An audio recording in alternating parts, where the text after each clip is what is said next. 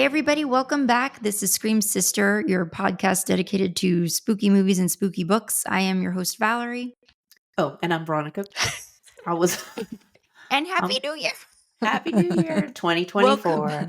Welcome back, everyone. Hopefully you had a good holiday or time with family or loved ones. Got to see Ronnie and her family over the New Year. But yeah, how was your Christmas, Ron? It was nice.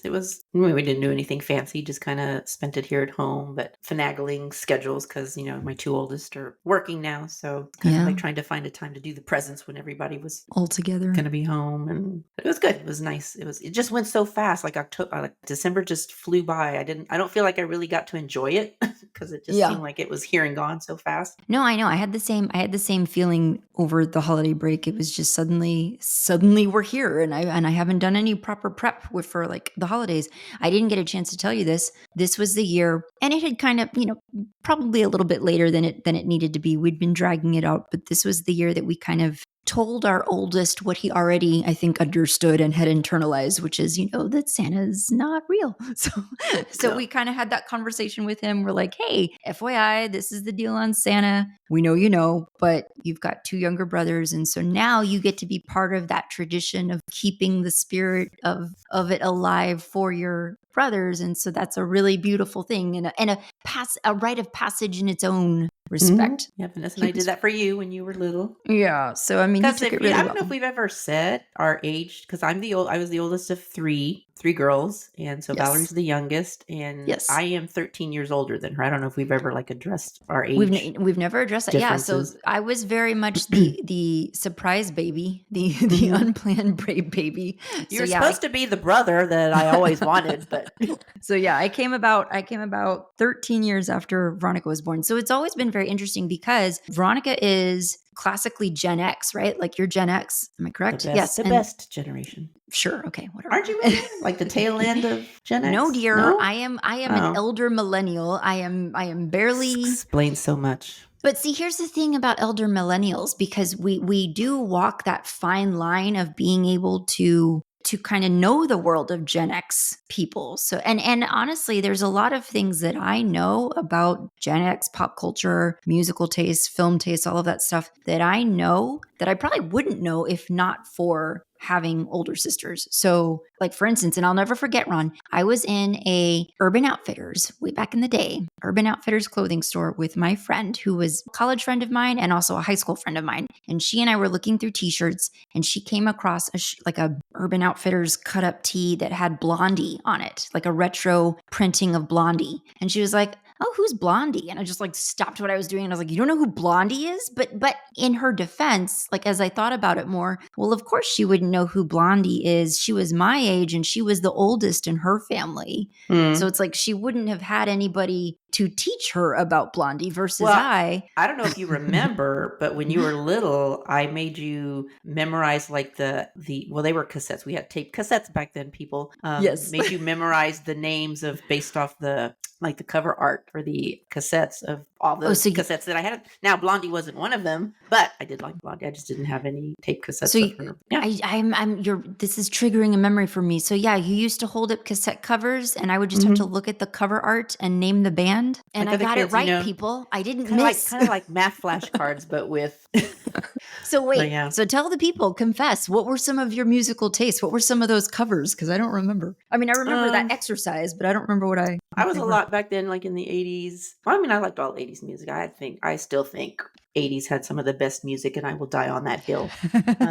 But I as far as music that I actually purchased and spent money on, it was things like Bon Jovi, Def Leppard, Kiss, Dawkins. So it was kind of like what we called back then, like the big hair bands, big hair metal bands. Yeah. Yeah. And versus our middle sister, Vanessa. Debbie Gibson. When she was into, what's his name? NSYNC? Was it NSYNC? No, dear, that was my generation. Oh, okay, no, sorry. She was, what was his name, Ron? I will be right here waiting for you. Who sang that song? Come on. No, come on. That's the best I can do it. I'm not going to do it any better than that. No. Oh, Rick Astley? Rick Astley? No, I don't think that's who sang. Wow, what's his face? God, we're such... Richard Marx. Richard Richard Marx. That's what it was. Yes, Richard Marx. She was a huge Richard Marx. Didn't she go see him in concert? Maybe. I don't know. I want to say she went to go see him in concert. I had a dude when I will never forget when I lived over in California. So after college years, I went and lived over in California for a little while. And there was a guy who lived right across the hallway from me. And I bring it up because, like, still to this day, Veronica, it's been like, what, at least 10 years since I've been over there, 10 plus years. And I still think about this guy every now and then because at random hours of the night run, you would just hear him blast Peter Cetera. And it was always Glory of Love or what is it? Like some of his. It was always Peter Cetera at some random hour of the night. He would just blare it and I could hear it from across the hallway. And I always, still to this day, I always think about that guy. Like, what was he going through? Like, this was like in the early 2000s too. So it's not like it was, back in the day of Peter Cetera's. It was always weird and funny and random. So we are back and we are talking about movies today. We had said that this episode is going to be focused on a kind of a prequel film to one of the early films we covered when we started this podcast. I think it was our second episode that we did 2017's Veronica. And so today we're taking a look at, I guess, the movie that's being billed as like its prequel. And Ronnie will take us through that here in a second. She'll introduce us to all of that stuff in a second. But there are certain themes of this movie that we're going to be talking about. And so we thought maybe we might open up starting a little bit of conversation around some of those themes. And so one of the main themes of this film is that it is what they call a religious horror movie. So there's a religious component to it. And I wanted to kind of share with you guys, there's a good quote from a movie web review that we'll link in show notes for you. It says, Sister Death continues the great tradition of religious horror codified by movies like Rosemary's Baby and The Exorcist. Obviously, those themes existed much earlier than those two films, but it's continued today in more current movies like Saint Maud, which I never saw Saint Maud. I didn't even know what that was. Yeah, it's an A24 production, came out in 2019, but I have not seen it. So the quote goes on to say, whether it's the idea of God abiding individuals succumbing to the hands of the devil, the feeling of spiritual abandonment and isolation, or just the fact that ancient rituals, myths, and traditions can in themselves be spooky, religious horror has a very specific feeling of unease.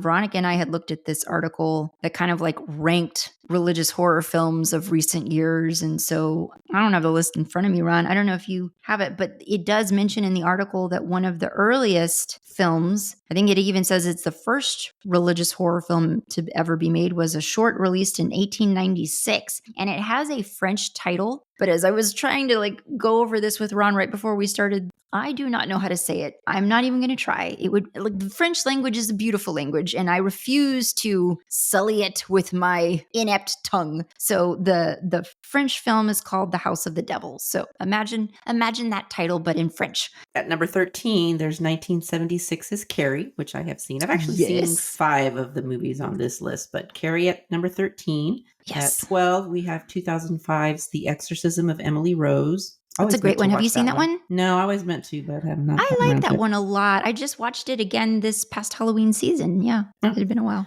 Is that on your regular Halloween rotation? It's not because I don't own it and it's not always available out there. But it happened to be streaming this year, so I was like, "Ooh, I gotta watch it." At number 11, 2015's The Witch. Yes, not seen it. That's Anya Taylor-Joy, right? Mm-hmm, I think. I don't know. With Philip the Black Goat. Yes. Okay, that made no sense to me, but well, you'll know if you see the movie. But there's Philip the Black Goat. Okay. Well, I mean that's not what he's called. He's a black goat, and his name is Philip. Anyway. At number 10, we have 1976's The Omen. I've seen that one. That's like one of the OG. It is movies.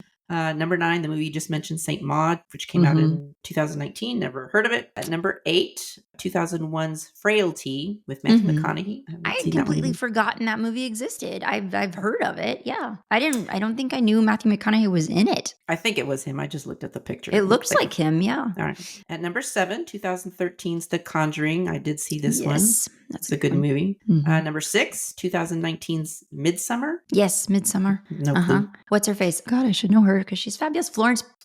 Is it Florence Florence Pugh? Pugh? Florence Pugh. I Yeah. don't know. She's That's the in only it. She's Florence I know. fantastic. Well, it's Florence and the Machine. You should also know, but moving on. I do know Florence and the Machine. At number Okay. 5, The Wicker Man. Yeah. That's Uh, the one from the 70s, right? Was there a Nicolas reboot? Cage. Isn't Nicolas Cage in that? I think that might be the remake, Cage? but Oh, I think okay. the one on the list is the old one. Number 4, 2007's Wreck, which we have also seen on this podcast. Would Good you movie. classify that as I was going to say that same thing because, I mean, not really. I mean, It's not really. if you watch the sequel, which I know I've watched, did you ever watch I it? have not seen it. No, I haven't gotten around to So seeing there it is yet. more of a religious component in the sequel, but in the Mhm. original Wreck, I would say, other than the fact that Like top penthouse barely. belonged to a priest. Yeah. So that's kind of, I don't know, people. That one's on the line. At number 3, 1968's Rosemary's Baby, which you Yes. recently saw. I did, yes.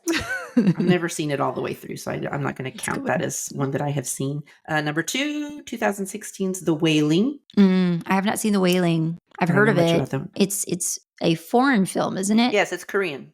There's so many amazing horror films that in my mind are so good and so terrifying, and so I have not touched them yet. But through this podcast, I hope that we will.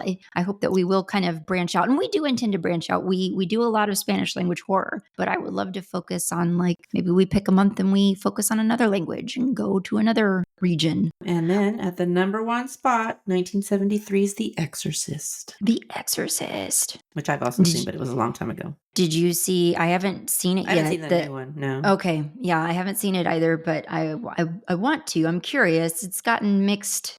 I've seen mixed feedback on it, but I figure it's all worth seeing, so I would definitely see it. Before we dive into the film, there are some things that are worth knowing about what inspired the film. So it's not necessarily based on a true story, but there were real life events that kind of inspired parts of the film. And Ron, I know that you and I had both looked at stuff about that. Well, the director of the movie kind of mentioned in interviews that and again, I think this probably just provided like the kernel of an idea for him to kind of, that he built this movie Sister Death around. But back in the early 1960s, in like a little small village in northern Spain called, and hopefully I will say this correctly, Garabandal. Very small village, at that time anyway, in the early 60s, had a population of only about 300 people. But in 1961, there were 4 girls ages 11 to 12 who said that they had a vision that they had seen well over the course of like 1961 to 1965. They had several visions of the Archangel Michael, Mary, the Holy Mother, Mary with baby Jesus, and they'd communicate with her. And she would give them messages. And the final message that she gave to only one of the girls, whose name was Conchita, who gave her a message where God would give the world a warning, which would basically be that every conscious mind in the world would all receive enlightenment at the same time. So we'd all become instantly aware of like the depth of our sins and our need to turn to God for guidance and forgiveness. After that warning happened, then there would be a miracle that would happen in Garabandal, and that miracle would be enduring, like it would last until the end of the world. And Conchita is the only one who was given the exact date and time that this miracle would happen, and she would announce it to the world 8 days before the miracle actually happened. Well, she's now around like 75, so we're still waiting. Wow.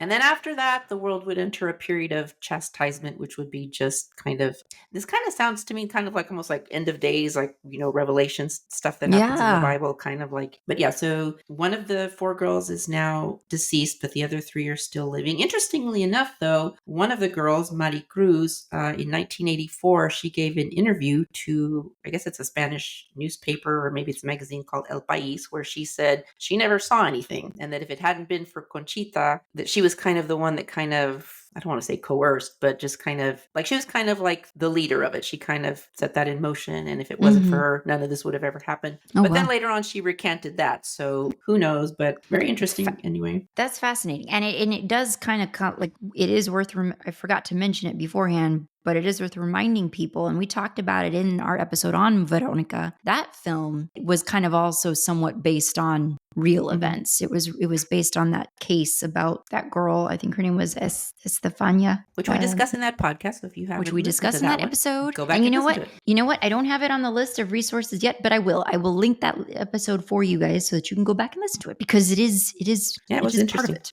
Well, that's really interesting, because I had kind of briefly looked at the story of the girls, but I didn't know specifically what they had seen. To this day, whoever the 75-year-old woman, she still hasn't given the date of, because it would come like 8 days before before that miracle take place. Fascinating. But there's lots of pictures of them kind of, and I think he also, because there are pictures, and I'm sure there's video footage also of the girls kind of in the same pose that he uses in this movie, kind of where they're, arms spread out and kind of their head like tilted severely back, so they're practically staring straight up. So how weird. Did you say how old they were? Did you say how old they were? I think three of them were like 12 and one of them was 11. So they're like 11. Okay. Yeah. When they first got the visions, obviously the visions happened up until 1965. I told Ron, I was like, I have to talk about this because it's relevant. So it's going to become relevant when we dive into the movie. But I wanted to briefly talk about mummified body parts of saints, everybody.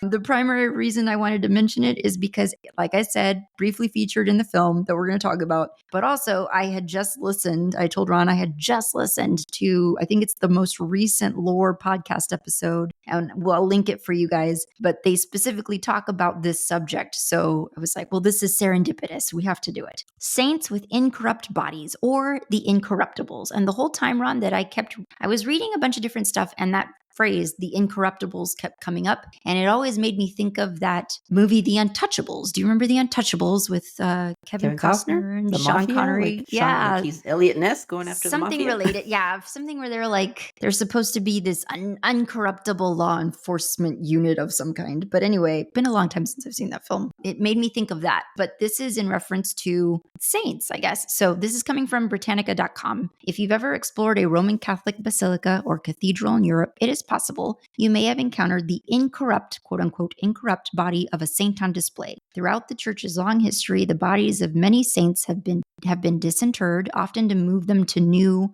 more prestigious burial sites. And so on occasion, when they would be exhuming these bodies, some of them would be discovered to be found in pretty good condition, kind of really well preserved. And so whenever this would happen, it was kind of seen as like this miraculous thing. They were deemed incorruptible. And sometimes there would even be a smell to these bodies, Veronica, that they would describe as the floral odor of sanctity. So if you can imagine mummified bodies coming out, having that flora de sanctity smell. The incorrupt bodies of saints are considered holy relics, and they're treated with great esteem, both in Roman Catholic and Eastern Orthodox churches. So there's a number of incorrupt body parts, such as the tongue and jaw of Saint Anthony of Padua, and then the heart of Saint Vincent de Paul. Those are all out there in the world, protected and preserved. They're on display in various places, I guess, and they're associated with like answered prayers and miracles.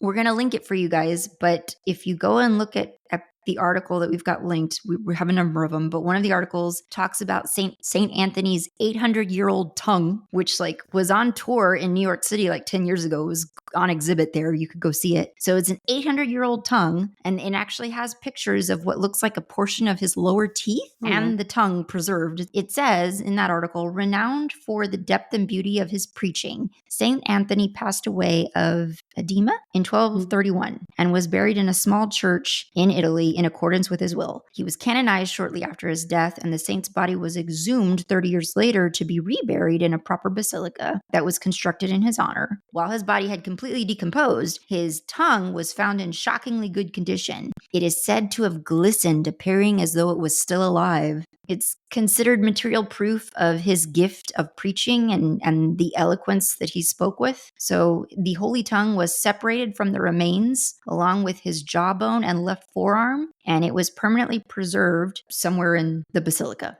I just thought that was interesting. And for anyone who's very fascinated in body parts of saints, I'm going to link that lore episode for you guys. Definitely go and give it a listen, because one of the things that episode talks about is the fact that, as we said, these body parts were seen as so holy and they were so coveted that, of course, people were not above doing what they could to try to steal them. So everybody wanted an incorrupt body back then.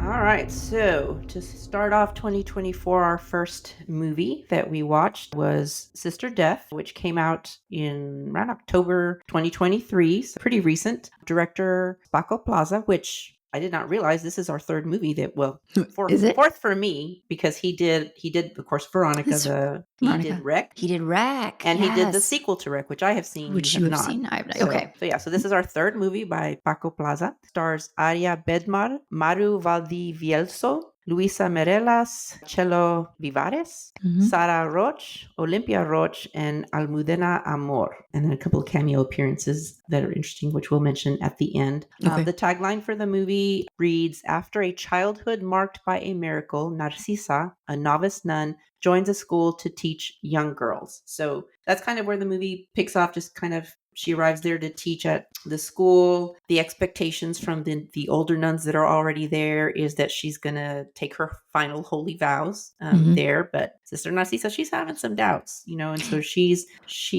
not sure this is the life that she wants. She's not sure that the vision, which we're not really clear what the miracle was from her childhood, that gets unveiled a little bit later. But she's like wanting a sign. She's wanting a sign. And it's a classic case of beware what you ask for, because you just might get it. Yes. Because it doesn't take long before weird shenanigans start happening at the school. There's that magic marble. Somebody's playing a mean game of hangman. She starts having some pretty vivid dreams, hallucinations, some things. Yeah. So and then she, we start to slowly uncover the dark past of this school. So that's kind of just and if we didn't say it, there's going to be spoilers. So you've been warned. But that's the basic setup for the movie. And so what are your thoughts, Miss Valerie? Going in, I was like, well, this has all the elements I love. It's got creepy ass nuns. It's got spooky Spanish architecture. So automatically I'm in.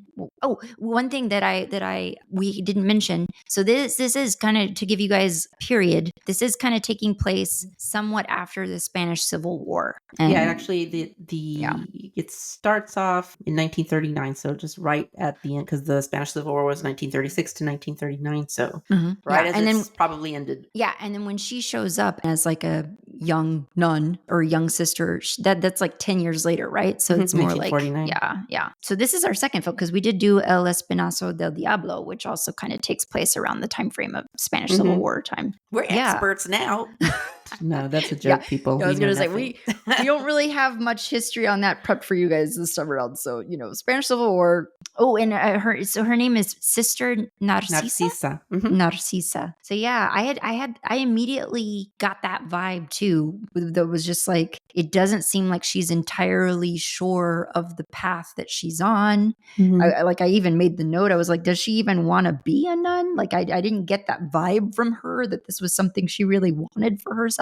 To what Ronnie was saying, she was kind of known as like the holy girl when she was younger. She was part of some miracle or something, which we don't know about. We don't find out more on that until later. But I liked the setting, whatever it might say about me. But I do kind of like religious horror films, just because I do think it is very easy to drop into our fears, whether it's ingrained from youth or what. Like I can't really articulate for myself what it is that I like about religious horror films, but I do like them. I like a good ghost story too. Those are all just really, which this film has as well. It was very much right up my alley. I think also part of like what religious horror kind of, what I gravitate to about it is sort of like this concept of like good versus evil or holy versus not, whatever. So those are always interesting concepts. But I did notice one thing that I noticed when Sister Narcisa arrives at the convent and she's unpacking, in her belongings, she has a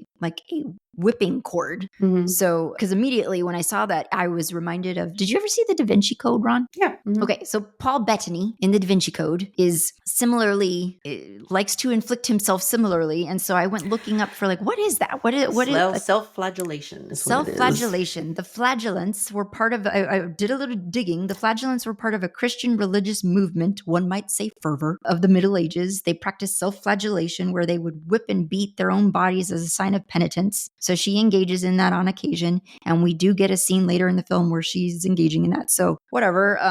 I personally don't prescribe to those kinds of No. things, but how did you like it? I really liked it. So I think went out on a high note with the last movie we watched for 2023, and we're entering 2024 on a high note as well. So I'm super pleased. I really enjoyed it. I thought the visuals were great, and since so much of it takes place inside, it kind of has that almost claustrophobic Yes. feel to it. I thought the acting was solid all around. And again, it's kind of like that. And I don't know if this is a Latin American thing or just a foreign horror movie thing, or maybe I've just been watching the wrong American horror movies. I don't know.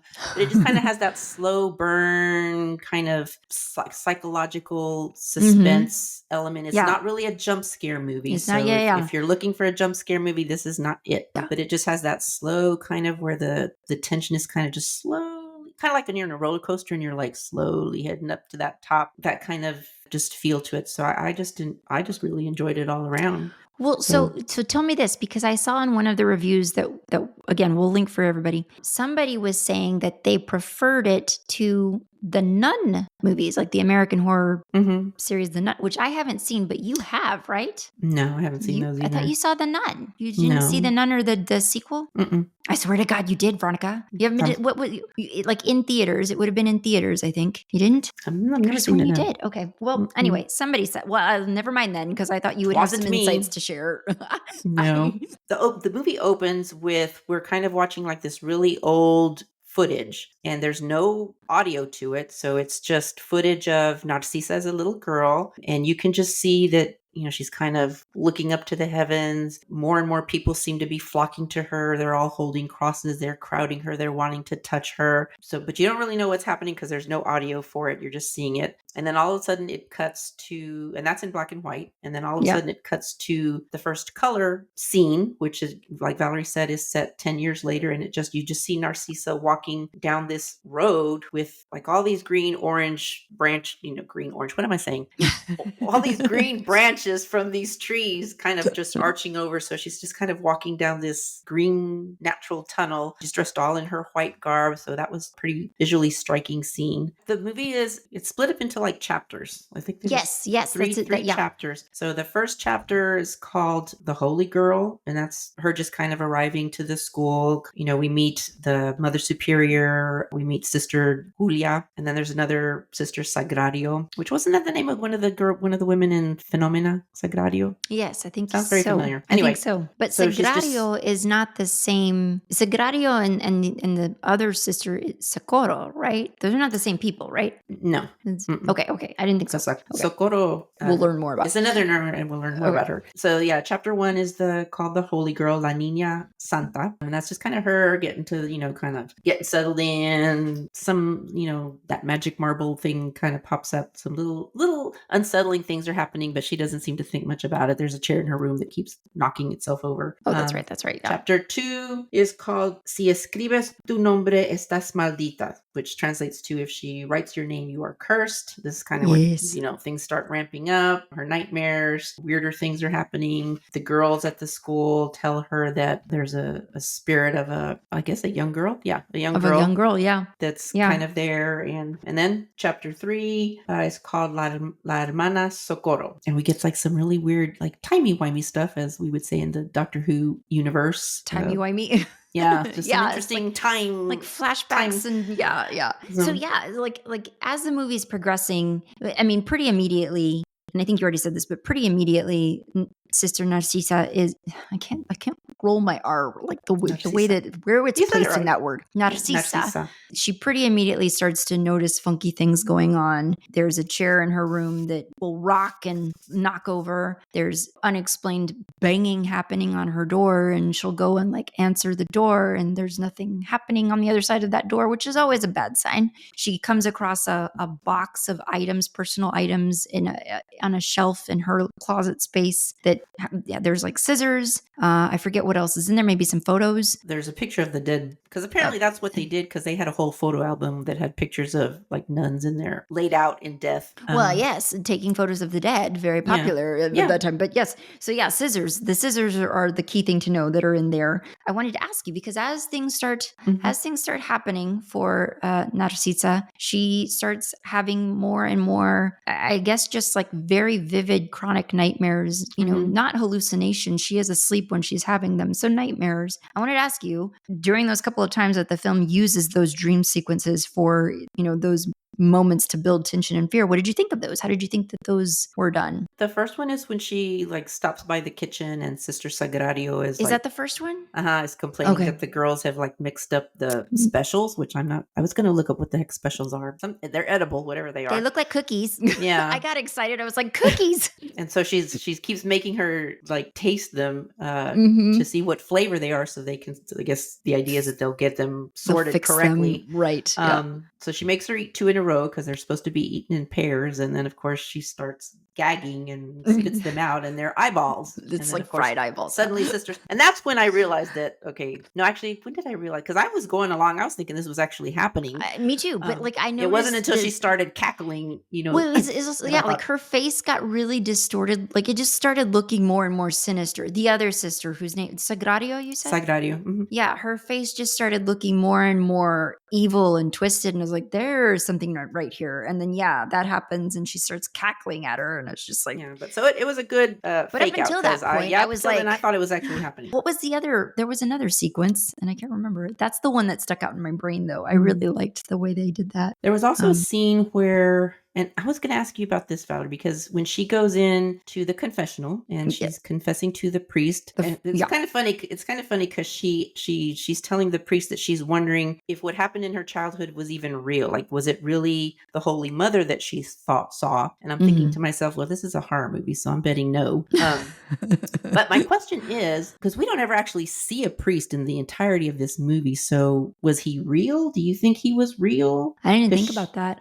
You're right. We don't ever see a priest. Well, what did he say in that scene? I forget what he says to her. The last thing that he says to her is, "You're lost." Yeah, that's right. That's right. Yeah, because she's having doubts and she's expressing the doubts. And instead of like being comforting, as you would hope a priest would be, he just kind of says, "Well, you're lost." So I can't remember. Does he give her advice on what to do about it? Does he tell her what to go? He just says, "You're lost." Yeah. Ugh, God, I'm sorry. My dog is having a flatulence problem right now. She is like trapped in this room with me, and it is not great. Okay, I'm gagging. Anyway, I might have to go back and watch that. I can't focus. I'm too busy smelling dog vomit. Okay. Yeah, I don't remember what he says specifically to her, but I do. He does say she's lost, and yeah, you're right. We don't ever actually see a priest, so it may not have been. Like, was he even real? From the jump, he may not have been real. There is that scene. I might be blurring. This might be the scene that takes her down into the cooking area where she meets Sister Sagrario and tastes all of those things. But the scene where she opens her bedroom door and there's the marble on the ground, and it's like the marble is placed inside of a circle that's been drawn on the ground, and then there's a line leading down to wherever she goes, and so the marble starts rolling by itself, and she follows the marble. I thought that was really nice and creepy, and I was just like, that's a perfect example of what you should not do. Like if you ever open up your door and you see something like that, just close it, lock it, and never come out. This is also the part in the movie in this same first chapter where we learn the name of at least one of her students, Rosa. So we know, because she's been given a name, that she's going to factor into the rest of this movie, and she does. What did you think about the hangman drawing as a touch, as a way to sort of move the story forward? We learn more as the movie progresses what the hangman drawings are about. But I thought that was pretty cool, and I thought the way that they tie it into the story that we later learn about what happened, I thought that was well done as well. The middle chapter, is this when, I don't remember if it was this one or the first one where she finds that the mummified hand of, hand. yeah, the mummified hand of Or Saint whatever, Martha. the Saint hand, which doesn't Saint really Martha. ever feature again, does it? No. It's like, I thought and that's that not even a real saint, I don't believe. Saint Martha. Yeah, no, not a real saint. Saint Martha of when something. I saw it, the first thing I thought was, oh, it's the hand from the cover of Our Share of Night.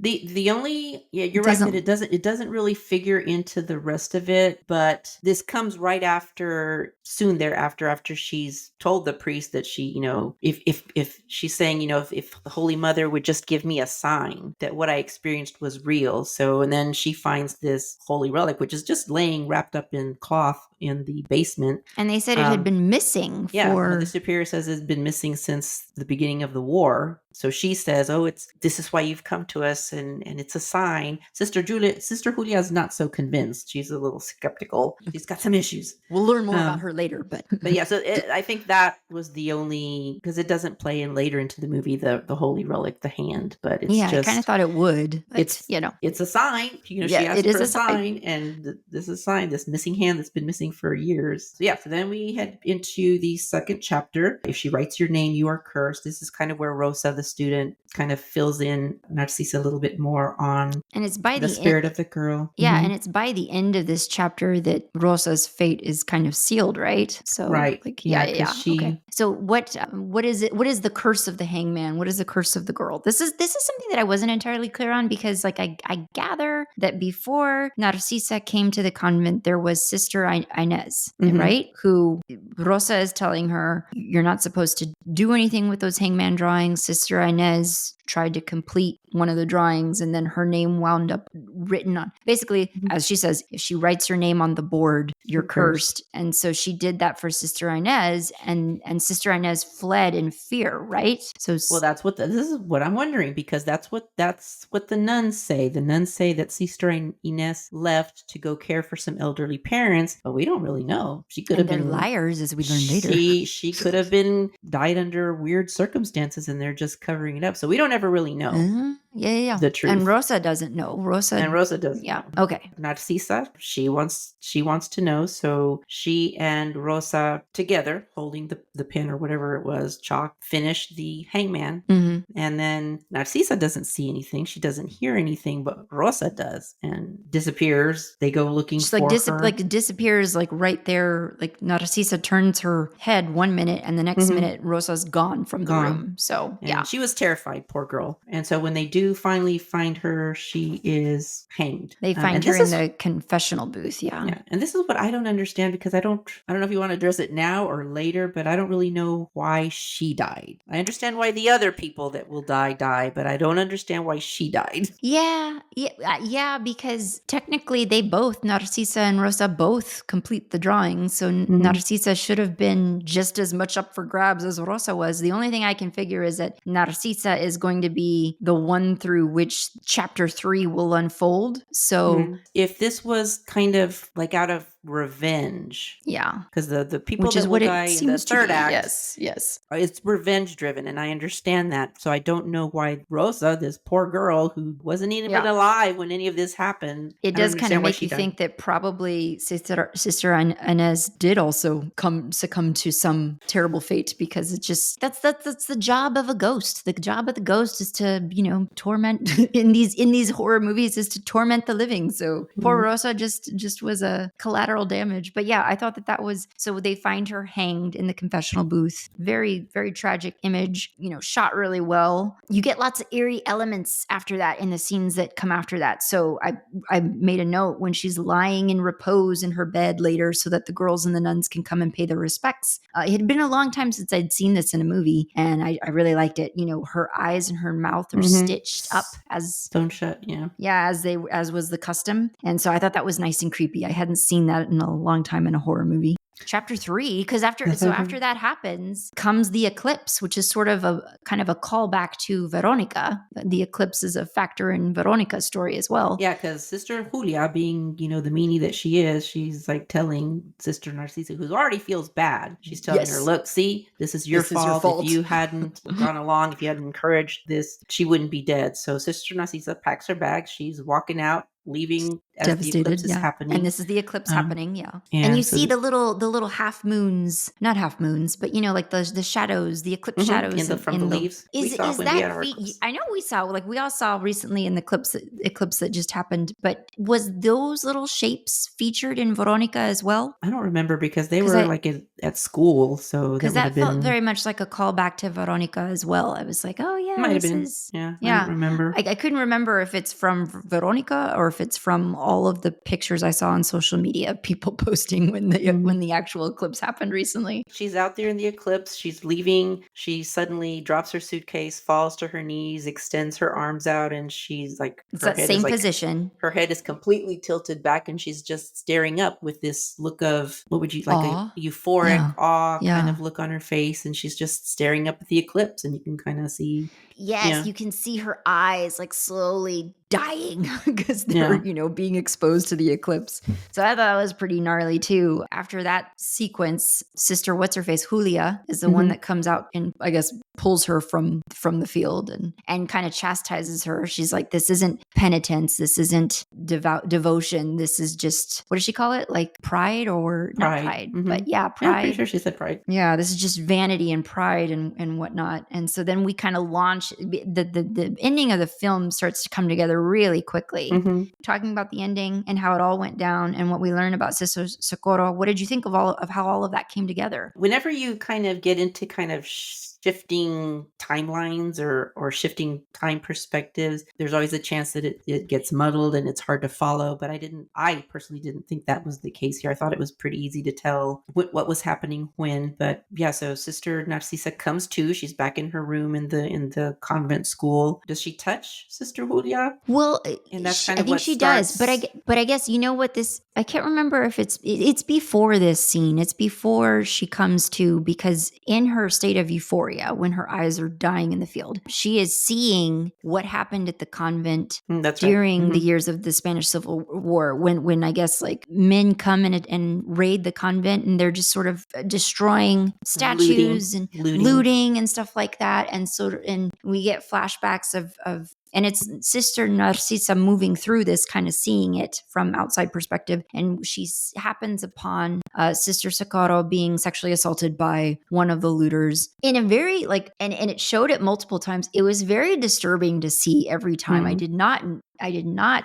I mean, nobody ever does enjoy those scenes, but in particular, I just found it really hard to watch because initially, when they first showed that assault scene, I thought that Sister Socorro was already dead. And so I thought this man was just like going at it with a dead body. But she was alive and she was just being attacked. And so, anyway, we don't have to go there. But yeah, so when she comes to back in her room with Sister Julia, she's trying to relay to Sister Julia that she knows what happened and she was able to see it for herself. And that freaks Sister Julia out, right? And so then after that, Well, then she just starts I don't know if you would call them visions or just the knowledge somehow comes to Sister Narcisa that Sister Socorro got pregnant from that sexual assault. She gives birth to a daughter there at the convent. Mother Superior and Sister Julia decide that they're just going to keep the girl in the convent and not expose her to the outside world because nobody can know that this ever happened. And then at some point when the girl looks to be, I don't know, how old would you say she was? I'm never good at judging probably ages not like that. much older than probably not much older than any of the girls presently there at the school. Yeah, like so somewhere young, like yeah, like definitely 5, under 10 or yeah, yeah, 6, somewhere 7. I don't 6, know. 7. Apparently she got sick, had a really high fever.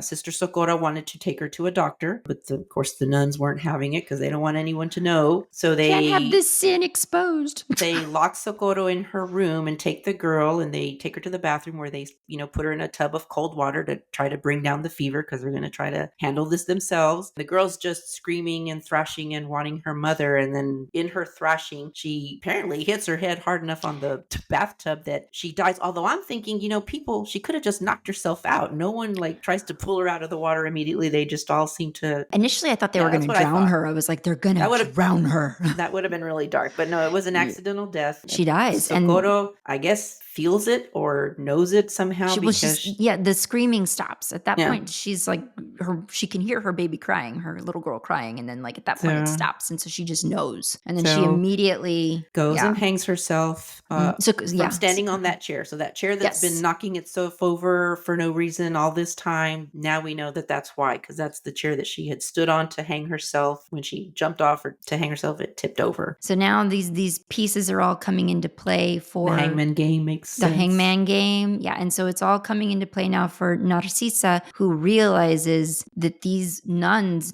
knew and didn't say anything and kind of just sort of covered it up. Yeah. So this is where, the weird timey-wimey stuff comes into play, because Narcisa in the present, I guess, I'm not sure, opens the door to the room that Sister Socorro had been locked in to keep her from going to her daughter in the past. And so in the past, she goes to get her revenge on Sister Julia and the Mother Superior, although their deaths actually happen in the present. It's kind of weird. I don't know if this doesn't make any sense, but I know watch the movie. It may be hard to describe, but you're, like Ronnie said, you're able to easily follow what's happening in the movie. And in the, like, the way I would describe it is that I can't say that. Sister name. I can't do it. She just call her Sister Death. She feels Sister Death. Hello, yes. So she feels Socorro's rage and pain and anguish. And so, or maybe, I don't know, I choose to believe that she wasn't doing it because she's like, eye for an eye, revenge, although that is the end product. But I choose to believe that Narcisa, I can't do it, opens the door out of compassion because she wants to try to help this woman who's obviously devastated. She wants to give them peace. She wants to give them, the peace. And so what is happening in the past is what Socorro would have liked to do, but it is being visited on these women in present time. And there's a really cool scene. Sister Julia, she's been a witch to Narcisa the entire film, and she wasn't terribly nice in the past either. And not necessarily that she's like the mastermind of this operation. I don't know that there was a mastermind, but she is certainly a key player in this revenge moment. And so she's fleeing. She wanders into a room where she gets bludgeoned in the face by a statue of a saint, which is, I read in one of the reviews, is a statue of Saint Michael. So kind of, I think it's also a bit of a callback to the real life story that kind of inspired this movie, the real life story that Veronica took us to about the Garabanda. So yeah, because one of they said in that story, they had visions of like Virgin Mary and also of Saint Michael. So yeah, so it's kind of a callback to that. And so it is a Saint Michael statue that bludgeons her in the quote unquote present. And it's so cool because I'm getting confusing, I'm sure. So in the past, you're seeing the statue fall on her. In the present, there is no statue. The room is bare, but you see an invisible force smash her face. And so you see her face suddenly just cave like in, break. And it's so cool.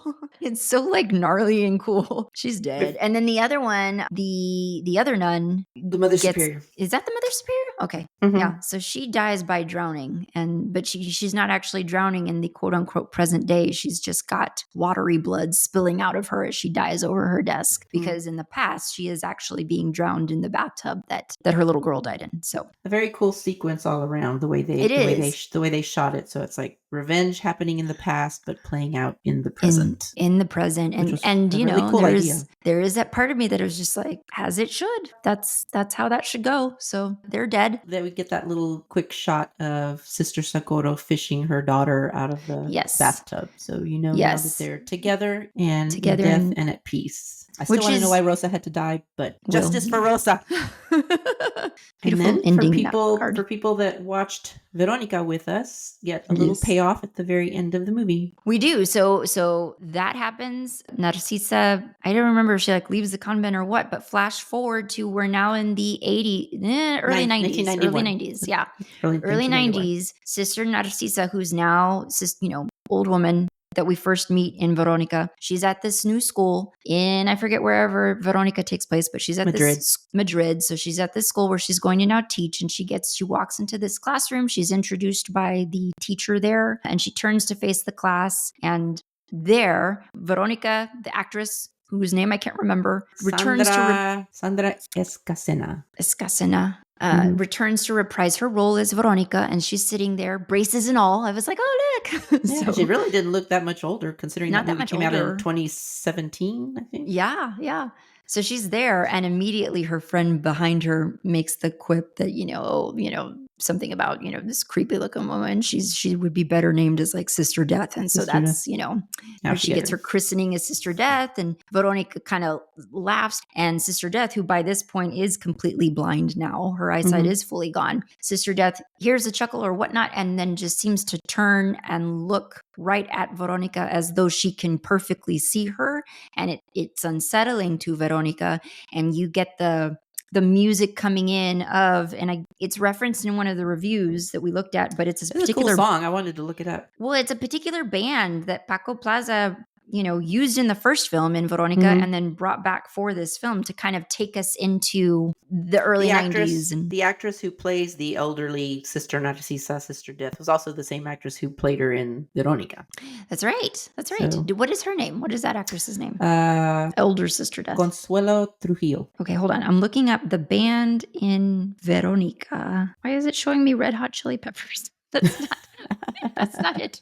Hold on. I don't know how you would say this in Spanish. Heros del Silencio. Is that right? Something like that. Yeah, sounds right. Heros del Silencio. Yeah. So they are featured in Veronica, and then I believe that is also the same band brought back for this end scene of Sister Death, which, yeah, it was a really cool tie-in and a really good way to bring us forward. Obviously, then Sister Narcisa obviously overcame her doubts having this experience, and because she became a nun. She became a nun. She became holy orders. What is it? What do they call them? A bride of Christ. One of the things also that the invisible priest, he said to her when she was expressing her doubts of what she had seen as a child, because I did write that down. He told her, "You don't need eyes to see." Ah, yes. So, and then of course she loses her sight. Oh, one of the things that Paco Plaza said in one of the interviews linked for you guys is that he liked the idea that these films do kind of stand alone. Like, I know this is billed as a prequel. Yeah. Kind of isn't. Like, it's more of like an origin story for Sister Death. Which, like, if you've seen Veronica, that very end scene where you actually see Veronica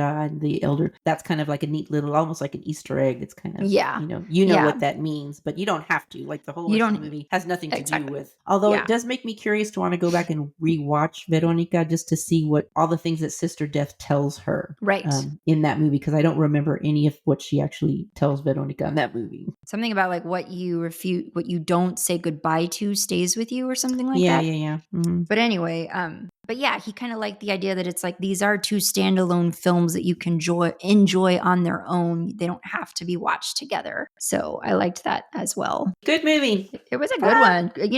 Give me a creepy ass nun any day. I love that world.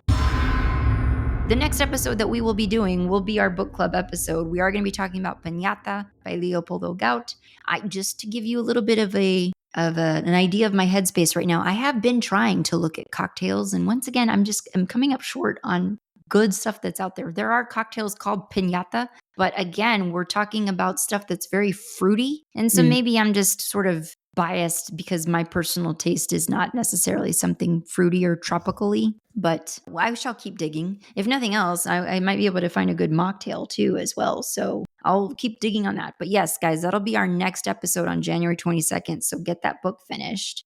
I got to start it. Well, I haven't even started it. Get on it. But it's not a big book. It's not. Luckily, so it shouldn't take me long to get through it. But the other thing I don't know if you're looking at other books right now, Ron, but I wanted to make sure to tell you about this. And I may have told you about this already, but I'm holding it up for Ron. The book is called Dead, Dead Girls by Nekesa Afia. And I had read this book closer to when it first came out. I think it came out in like 2021 or something. I really liked it. It's billed as a Harlem Renaissance mystery. So Nekesa Afia brings to life 1920s Harlem in this twisty tale of murder and betrayal. Really fun book. I enjoyed it a lot. So I immediately went out and bought the next book in the series called Harlem Sunset. And this came out in 2022. And then I never read it. So, but I was like, I'm going to go out and get it. So I'm going to make time to start on that pretty soon because it's not very big. I liked that it was just like a fun kind of classic murder mystery kind of thing. So those are really fun books. If anybody wants to check them out, it's Nekesa Afia, And I don't know, they're just Harlem Renaissance mysteries. So the first one was called Dead Dead Girls, and this one's called Harlem Sunset. But other than that, I told Ronnie, I've been like adding to my to be watched list of like various crime shows, true crime shows. And then I've been also diving into a couple of good crime podcasts and ghost story type podcasts. This would be more of the true crime variety, but I think everybody by now, I'm always last to the gate on these things, but everybody by now has probably heard of The Retrievals, which I think was like a New York Times podcast. Go check that out if you haven't yet. This was a 6-part series, I believe. The premise of it is dozens of women seeking to become mothers go to a fertility clinic at Yale. This is a 5-part narrative series about the shocking events that unfolded there. It's from Serial Productions in the New York Times. This was a really good podcast series. It tells the story of like what happened to these women who trusted the medical community at this clinic and kind of what happens from there. So I think it, like, you've probably heard of it. You've probably seen a lot written about it. It's really, really great. I enjoyed it a lot. The other one that I've been looking at that I just wrapped as well is Ghost Story. This is a Wondery podcast by, and also like Pineapple. I forget, like, what is it? Pineapple something or other. But Tristan Redman is a seasoned journalist who doesn't believe in ghosts, but weird things happened in the bedroom he lived in as a teenager. He discovers years later that subsequent occupants of the same house were visited by a ghost of a faceless woman, so he starts getting curious. And it just so happens that Tristan's childhood home is right next door to the house where his wife's great-grandmother, Naomi Dancy, was murdered in 1937. Now, the fun thing to know about the Dancys, Veronica, is that this family does include the actor Hugh Dancy. So for people who are familiar with Hugh Dancy, he is sort of like a relative of this family, or, you know, Naomi Dancy is one of his ancestors. The podcast kind of explores this neat family ghost saga. And it was a fun listen. I think it was only like 8-9 episodes. So go give that a listen. What have you been taking in? Anything of note? I've recently finished 2 audiobooks. One was nonfiction about Bellevue. Actually, it's called Bellevue. So it's about kind of the history of Bellevue Hospital, like America's oldest public hospital. Oh, cool. And then I also finished... Is it haunted? No, it's not haunted. Okay. Well, okay. I didn't say that in the book anyway. And then I also finished kind of a amateur sleuth mystery, which I think the more that I read, it's called The Marlowe Murder Club. And I picked it up because, you know, the main character is like a 77-year-old woman. So, you know, you don't see a lot of like older protagonists in these types of stories. But I should have DNF'd it because I was just annoyed. Here's my thing, and I'm thinking that just amateur sleuth type stories are not my thing because I get too annoyed because there's usually not a very good reason why they take it upon themselves to investigate a murder when the police are already working on it, especially when the police aren't depicted as being incompetent, which was the case in this book. Okay. And the other thing is, like, they don't have any reason to go asking all these people questions, potential suspects questions, and digging into their lives and having those people just answer. Like, if someone came to me and was asking me all these deeply personal questions and being accusatory, I'd tell them where to go. Get out of my house. Yes. It's like, why are you talking to her? You don't have to talk to her. But I can live with that. But the last 30 minutes of this audiobook was the killer has the protagonist at gunpoint in the same room and lets her, like, the last 30 minutes is the amateur sleuth, like, detailing the whole crime and what happened and how it happened and explaining it all. And he's just letting her. I'm sitting there in my car driving back from exercise class this morning. I'm thinking, just shoot her. It's like, why are you letting her talk? Just shoot her. Make up your mind who you're for, Veronica. Are you for the bad guy or for the... So you're big on like believability, I suppose. You're like, this would never happen in life. The killer would just... I mean, it doesn't have to be totally grounded, but that's just a little, I mean, literally, this is not even an exaggeration because when I left exercise class this morning, I had like 36 minutes left on the audiobook. That whole entire 36 minutes was her detailing the whole crime and what happened and her theories on the motivations. And I was like, my God. But it goes both ways because like when I read my first Agatha Christie book that I read, which was the Venice one, which originally was titled Halloween Party, but when it Mhm. came out, what is it? What is the name of that damn movie that just came out? Something about Venice. A Haunting in Haunting in Venice. Venice. Thank you. But so when I read that book, which I enjoyed, it was my first Agatha Christie novel. I really liked it.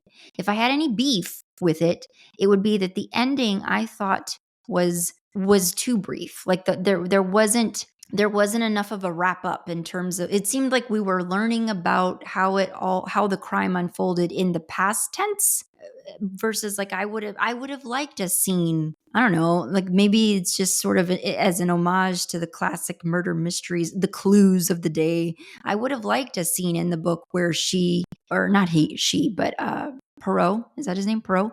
Poirot. Whatever you just Hercule said. Poirot. Sure. Okay. Where that guy is Mm. kind of like detailing the solving of the crime. I would have liked a scene like that. That would have been a nice payoff. And I don't feel like that book really gave me enough of that. So, it can go both ways. You want to walk the fine line of like, give your readers a little bit of that, but maybe don't go too far into it because you're like, okay, now you're just 36 minutes, belaboring the Valerie. point. 36 minutes, Valerie. Okay. All right. I was going to ask you, do you have any like New Year's resolutions? Do you make resolutions? Maybe like Not in terms reading of- resolutions? Do you have any reading because goals? every year Goodreads has, like, at the beginning of the year, you can enter in your Goodreads challenge for the year, like how many books you want to read. Okay. So I did. What did I set it at this year? I set it at 30, which is kind of sad because in my heyday, my goal was always 100 books, and I always met it. Sometimes I would even exceed it. Now, last year I set it at 40, and I made it to like 30 something. So I didn't even meet 40. So it's kind of sad. I've fallen low. Why do you suppose that is? Like, is it because you're just like, you're not commuting much? Well, because like back then the commute does hurt because in my work commute, which in the morning, in morning traffic, it was, 45 to 50 minutes. That's when I would listen to my audiobook. So I could do like an audiobook a week. So that's one thing. The other thing, and this I don't regret, because like back then I would get home from work, make dinner, and then I'd sit and read the rest of the night. Well, now for the past at least 3, maybe 4 years before COVID, I go to the gym. So I spend 1 to 2 hours, depending on what day it is, at the gym. So, and I'm not willing to give that up as much as I love reading. So yeah, it's just real life. Nothing wrong with that. Nothing wrong with that. So I'm just trying to be happy. Reading my 30 books a year. Yes, it's which is still more than like, a lot of people. So that's fine. Read what you can when you can. But that reminds me, because one thing I'm really bad about mentioning every time we talk about book club, guys, if you go to our website, if you go to screamsister.com and you click on, there's like some link that'll take you to like our book club and like what our latest read is. You can, from there is a link that you can click if you want to sign up for our book club mailing list. We do not email you excessively. Basically, we email you when a new pick has been selected to let you know, like, hey, and then we will also, we haven't done this yet because it hasn't been in place yet, but we will be issuing out an email reminder to the folks on that list about book club episode coming, or, when it's posted. And we will also, like those folks are going to get our first notes on like, if there's a book club cocktail or mocktail recipe, we'll send that your way as well. So if you haven't, please go to our website, screamsister.com, sign up for that mailing list, and you'll hear from us periodically. We started 2024 on a good note. We'll see everybody next time. Bye, everyone. Scream Sister is a Nest production hosted by me, Valerie, and Veronica. Editing by me. Music by Omar Chakor. Production support for this episode provided by Lorenzo Villarreal and Alex Street. Listen to new episodes of Scream Sister every other Monday, and don't forget to give us a rate and review.